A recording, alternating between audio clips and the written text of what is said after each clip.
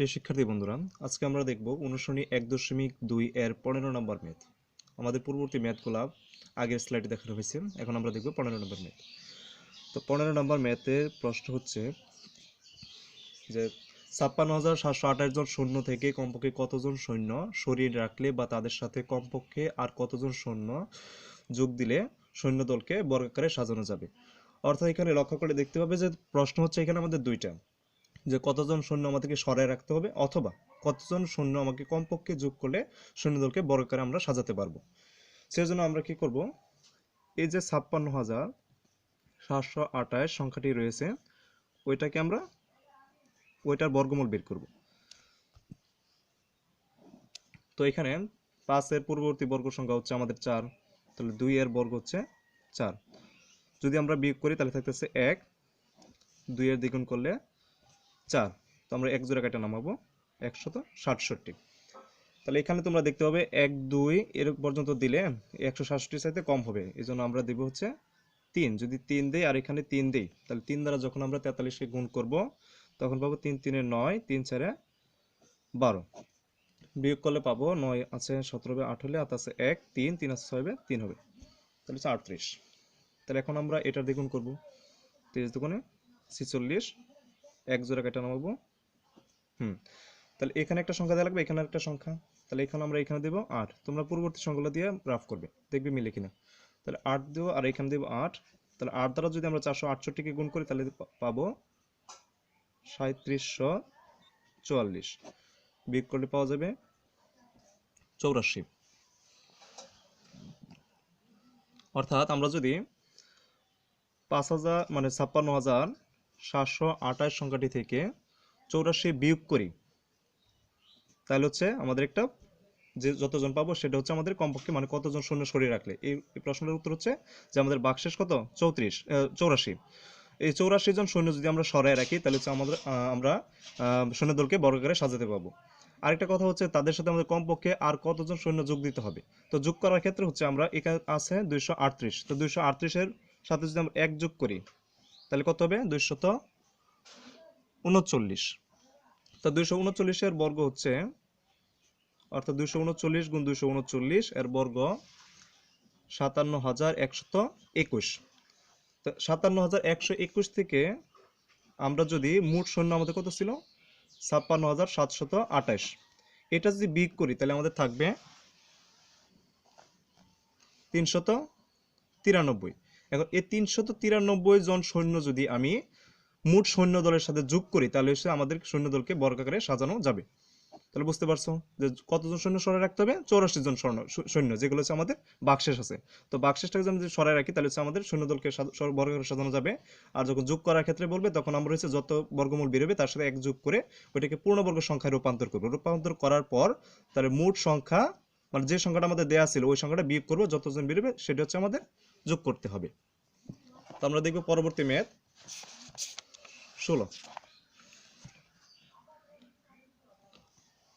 16তে বলা আছে যে কোনো বিদ্যালয়ের 704 জন মানে 2704 জন শিক্ষার্থীকে প্রাত্যহিক সমাবেশ করার জন্য বর্গাকারে সাজানো হলে প্রত্যেক সারিতে শিক্ষার্থীর সংখ্যা নির্ণয় করো। তো প্রত্যেক সারিতে শিক্ষার্থী নির্ণয়ের ক্ষেত্রে আমরা এটাকে যেহেতু বর্গাকারে সাজাতে হবে 2704কে আমরা বর্গমূল বের করবো 2704-এর।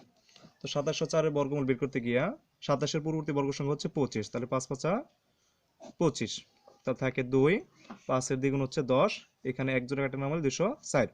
তাহলে এখানে যদি আমরা 2 দেই এখানে 2 দিই তাহলে হবে 204, বিয়োগ করলে হচ্ছে আমাদের 0। তার মানে হচ্ছে আমাদের ভাগফল কত হচ্ছে বর্গ সংখ্যা 52।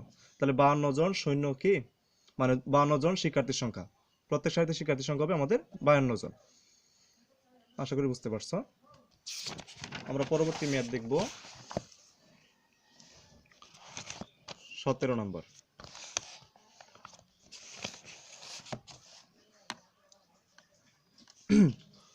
তো 17 নম্বর বলা হয়েছে একটি সমবায় সমিতির যতজন সদস্য ছিল প্রত্যেকে তত মানে 20 টাকা করে চাঁদা দেওয়ায় মোট 20,480 টাকা হলো। ওই সমিতির সদস্য সংখ্যা নির্ণয় করো। তো আমরা তো সদস্য সংখ্যা জানি না, তো সদস্য সংখ্যা না জানার কারণে আমরা হচ্ছে ফার্স্টে ধরে নেব যে সদস্য সংখ্যা হচ্ছে ক, মানে কজন সদস্য আমাদের ছিল ফার্স্টে। তো আমাকে বলছে যে সদস্যের সমান সংখ্যক টাকা দিবে। কত টাকা করে? 20 টাকা, মানে 20 টাকা দেবে সদস্য সমান। তার মানে ক গুণ 20, তার মানে আমাদের দাঁড়াচ্ছে এখানে হচ্ছে 20 ক, এটা হচ্ছে আমাদের সংখ্যা, মানে প্রত্যেকে টাকার পরিমাণ। এখন মোট টাকাটা কত হবে? তাহলে শর্তটা হচ্ছে মোট টাকাটা কীভাবে, যে আমাদের সংখ্যা কত, সদস্য সংখ্যা ক, আর প্রত্যেকে চাঁদা দেবে কত করে? 20 ক টাকা করে, তাহলে 20 ক। তাহলে আমার মোট টাকার পরিমাণ কত দেওয়া আছে? 20,480। তাহলে 20 ক আর ক যদি আমরা গুণ করি তাহলে পাবো 20 ক স্কোয়ার সমান হচ্ছে 20,480, বা ক স্কোয়ার সমান 20,480 ভাগ হচ্ছে 20। যদি আমরা বিয়োগ করি, মানে ভাগ করি, তাহলে পাবো ক স্কোয়ার সমান 1024, ভাগ করে দেখবা। তাহলে এখন হচ্ছে আমাদের ক বের করা যেতে লাগবে, তা ক সমান কি? √1024। তাহলে 1024কে রুট করলে হবে 32, তার মানে ক কি আমাদের সমিতির সদস্য সংখ্যা। তাহলে সুতরাং সদস্য সংখ্যা হচ্ছে আমাদের 32 জন। পরের ম্যাথ 18 নম্বর প্রশ্ন দেখে বলছে যে কোনো বাগানে 1800টি চারা গাছ বর্গাকারে লাগাতে গিয়ে 36টি গাছ বেশি হলো, প্রত্যেকটি সারিতে চারা গাছের সংখ্যা নির্ণয় করো। মানে প্রতিটা সারির ক্ষেত্রে আমাদের চারা গাছের সংখ্যা নির্ণয় করতে হবে। তাহলে যেহেতু আমরা দেখলাম যে 1800 চারা গাছ লাগাইতে গিয়া 36টি চারা গাছ আমাদের বেশি আছে, এই জন্য আমরা কি করব, যে চারা গাছগুলো আমাদের বেশি আছে অতিরিক্ত ওইগুলো আমরা বিয়োগ করে নিব। তাহলে 1800 মাইনাস 36 যদি বিয়োগ করি তাহলে হবে 1764। তাহলে 1764 এর এখন আমরা কি করব, বর্গমূল বের করব। তাহলে 17 এর পূর্ববর্তী বর্গ সংখ্যা হচ্ছে 16, থাকতেছে 1, 4 দ্বিগুণ হচ্ছে 8, এইখান থেকে আমরা যে কেটে নামাই 64। তাহলে 164, এখানে যদি আমরা 2 দেই আর এখানে 2 দেই তাহলে হবে আমাদের 164, অর্থাৎ নিঃশেষে বিভাজ্য। এখন আমাদের এখানে কত হচ্ছে? 42। তাহলে আমাদের প্রত্যেক সারিতে চারা গাছের সংখ্যা কত? প্রতিটা চারা মানে প্রতিটি সারিতে চারা গাছের সংখ্যা হচ্ছে আমাদের, প্রতিটি সারিতে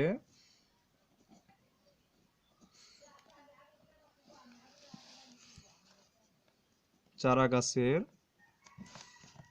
সংখ্যা হচ্ছে 42টি। নিশ্চয়ই বুঝতে পারছো।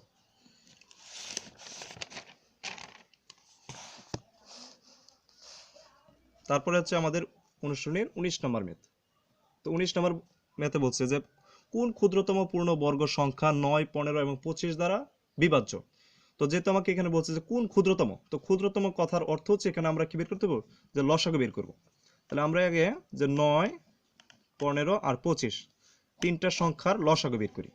তাহলে এখানে 3 দ্বারা ভাগ যাবে, 3 3 এ 9, 3 5 এ 15, 25 এ যায় না। এখানে আবার যাবে 5 দ্বারা, 5 একে 5, 5 5 25। তাহলে এখানে হচ্ছে আমাদের লসাগু সমান 3 গুণ 5 গুণ 3 গুণ 5। তাহলে 3 আছে কয়টা? 2টা। তাহলে 3 এর বর্গ, স্কোয়ার মানে 2 বার লেখা আর কি।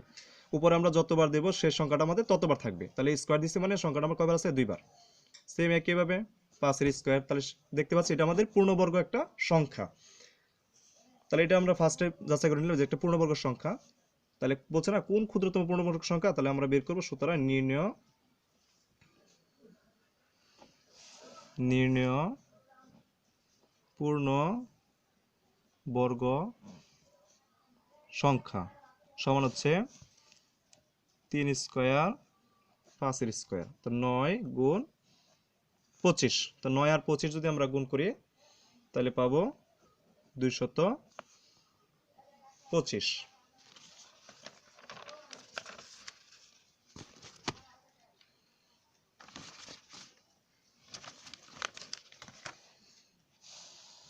এখন হচ্ছে আমাদের 20 নম্বর।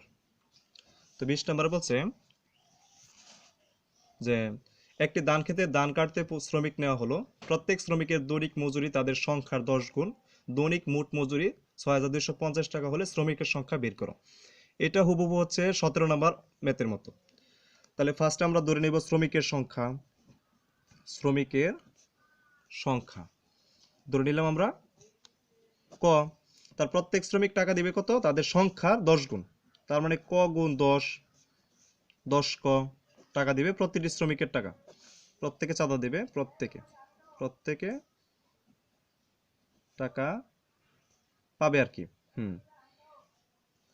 প্রত্যেকে টাকা পাবে 10 ক টাকা।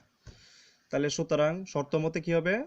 তো এখানে আমাদের মোট টাকা দেওয়া আছে যে দৈনিক মোট মজুরি, মানে সব শ্রমিকের মোট মজুরি হচ্ছে ৬,২৫০ টাকা। তাহলে আমাদের শ্রমিকের সংখ্যা হচ্ছে ক, প্রতিজন শ্রমিকের মূল্য বেতন হচ্ছে 10 ক, তার মানে ক ইন্টু 10 ক সমান হচ্ছে আমাদের ৬,২৫০। তাহলে এখানে যদি আমরা ক আর 10 ক গুণ করি তাহলে হবে 10 ক স্কোয়ার। ৬,২৫০ বা 10 দ্বারা যদি আমি এই পাশে আসলে কি হবে? ভাগ হবে না? 10 দ্বারা ভাগ করলে থাকতেছে ৬২৫। ক সমান হচ্ছে আমাদের 25, কারণ ৬২৫-এর বর্গমূল হচ্ছে আমাদের 25। তাহলে আমাদের এখানে বলা হয়েছে কি বের করতে শ্রমিকের সংখ্যা। সুতরাং শ্রমিকের সংখ্যা হচ্ছে আমাদের 25 জন।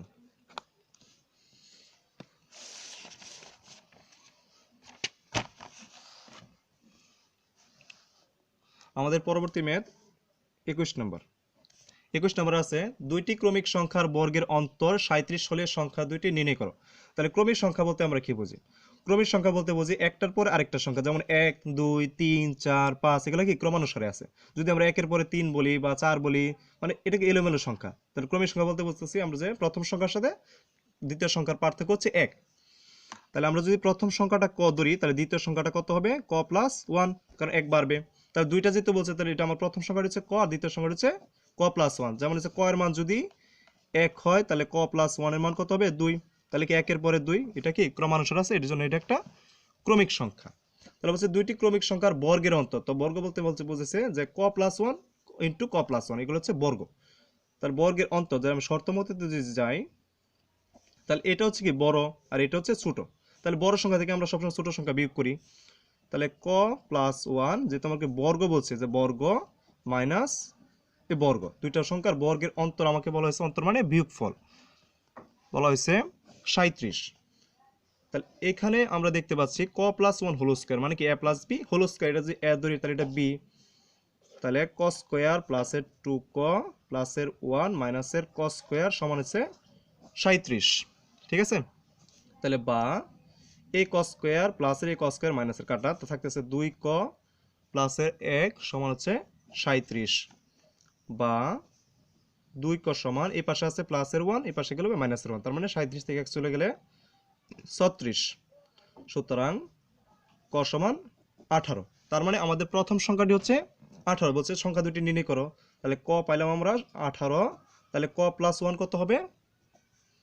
18 যোগ 1 সমান হচ্ছে 19। এই দুইটি হচ্ছে আমাদের উত্তর। আবার বলছে 22 নম্বর মেতে যে এমন দুইটি ক্রমিক সংখ্যা ক্ষুদ্রতম ক্রমিক সংখ্যা নির্ণয় করো যাদের বর্গের অন্তর একটি পূর্ণবর্গ সংখ্যা।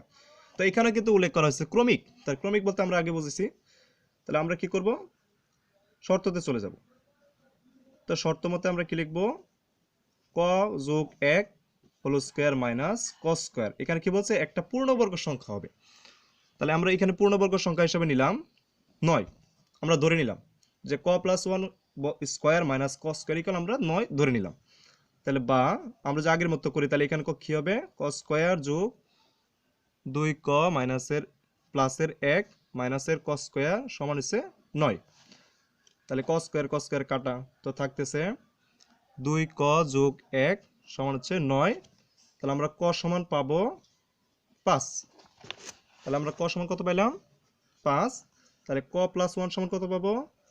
5 যোগ 1 সমান হচ্ছে, সরি ক সমান 5 না, এখানে 9 থেকে 1 গেলে 8। হ্যাঁ, ক সমান হচ্ছে 8 মানে 4। ক সমান হচ্ছে 4। তো 4 এর সাথে যদি আমরা 1 যোগ করি তাহলে কত হবে? 5।